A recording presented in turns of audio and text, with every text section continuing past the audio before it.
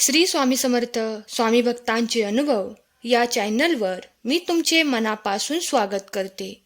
स्वामी तुमच्या सर्व चांगल्या इच्छा पूर्ण करोत आणि तुम्हाला सुखात, आनंदात, ऐश्वर्यात ठेवूत हीच स्वामींचरणी प्रार्थना. आज मी तुम्हाला स्वामी सेवेकरी ताईंना आलेला अनुभव त्यांच्या शब्दात सांगणार आहे. ताई म्हणतात, श्री स्वामी समर्थ. महाराजांच्या चरणी त्रिवार वंदन. मी एक सामान्य सेवेकरी असूनही साक्षात महाराजांनी मला दिव्य दृष्टांत दिला आहे. मला परमपूज्य गुरुमाऊलींचाच कृपा आशीर्वादाने प्रथम कन्यारत्न प्राप्त झाले. त्यानंतर मी परत गरोदर असताना दिंडोरी येथे जाऊन पुत्रप्राप्तीसाठी सेवा घेतली व माझी सेवा सुरू झाली. कारण मला गरोदरपणात भयानक त्रास होत असल्याने माझे कुटुंबीय चिंताग्रस्त होते. श्री स्वामी महाराजांच्या कृपेमुळे मुलगा अथवा मुलगी दोघांपैकी काहीही झाले तरी आम्हा पती पत्नीला मान्यच होते. परंतु कुटुंबातील इतर जण मात्र साशंक होते. दरमहा तपासणीसाठी गेल्यावर डॉक्टरांनी मला बाळ व्यवस्थित आहे असे सांगितले. परंतु मला त्रास खूप होत होता. मनात मात्र स्वामी महाराजांचा आधार वाटत होता. एकदा एका डॉक्टरांनी तपासणी केली असता सर्व व्यवस्थित होते, पण घरी आल्यानंतर मला त्रास सुरू झाला. परत डॉक्टरकडे गेल्यावर मला 15 दिवस वाट बघण्यास सांगितले. त्रास होतच राहिला तर बाळाचा जीव धोक्यात येईल असेही सांगितले. मी घरी आले. शेजारी राहणाऱ्या सेवेकरी ताईंना माझी व्यथा सांगितली. त्या दिवशी त्या ताईंचाच केंद्रात नैवेद्य होता. केंद्रातून आल्यावर त्यांनी मला थोडा प्रसाद खायला दिला.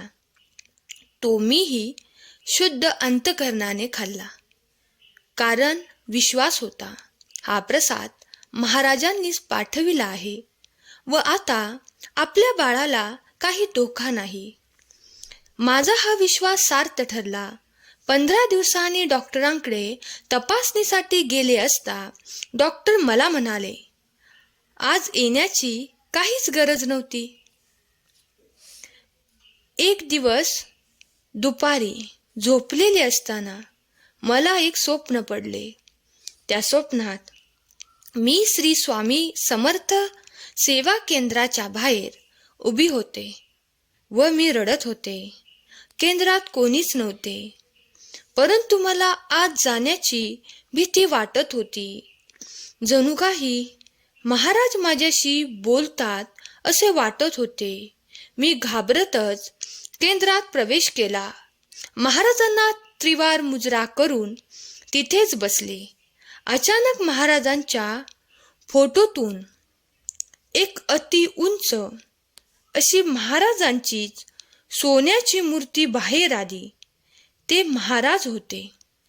एक हात कमरेवर व दुसरा हात आशीर्वाद देण्याच्या स्थितीत अशा स्वरूपात माझ्यासमोर उभे राहिले व माझ्याकडे बघू लागले. नंतर महाराज खाली बसले. तेवढ्यात एक 8-9 वर्षाची मुलगी बाहेरून आत आली.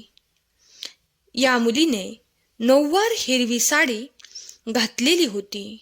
तिच्या कपाळावर कुंकू व कमरे एवढे मोकळे केस होते.